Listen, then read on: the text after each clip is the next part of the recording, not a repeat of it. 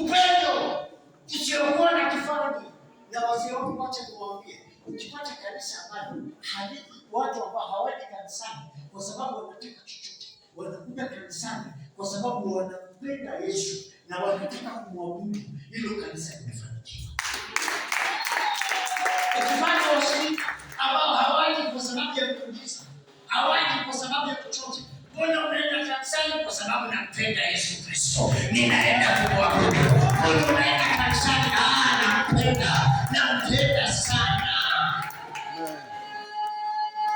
Nikishapata watu kama hao, wewe utajua mtu wangu alikuwa na majina yake. Majina yake. Siku hizi hata hataki jina la babake. Mtu wangu hataki jina la babake. Hataki. Sio kwa sababu anasimama anasema Bwana asifiwe, amina. Bwana asifiwe tena, amina. Mimi ndio Mrs. Adam Hart. Yeye anasikia raha kusema kwa baba si kwa hivyo bwana.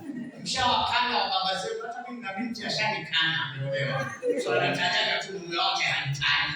Na pia Yesu ametuoa, si tuwe tunamtaja kwa raha, tuwe tunamtaja kwa furaha. Yeye ndio Mr. wa Mr.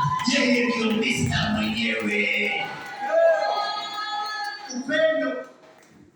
Tukianza kuangalia upendo ambao tunampenda nao Yesu.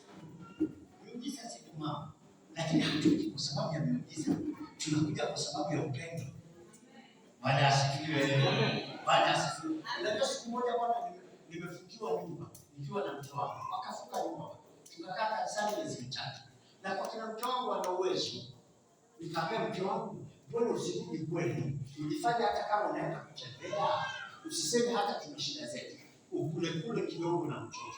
Akaniambia mume wangu, mimi kama huna chakula na mimi pia sioni raha ya kula.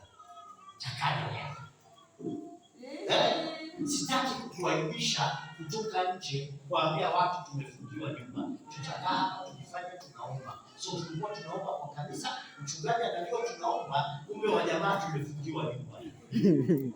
Miezi mitatu naenda kuhubiri, nazunguka huko nyuma, ninaoga, mama ananiletea nguo, ninabadilisha huko kwa choo cha kanisa, nabadilisha, ninaenda ninahubiri, watu wanabarikiwa, mimi narudi wapi? Kanisa. Hata miezi mitatu.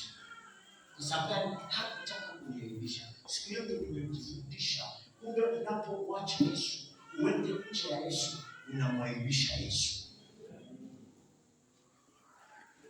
Yesu kitu gani siwezi kufanya mtoto? Kazaa watoto wenye Kisomali, wale Somali, ndio kuzaa watoto wetu nao ni shida nyingine. Afadhali wafupi wanatoka haraka.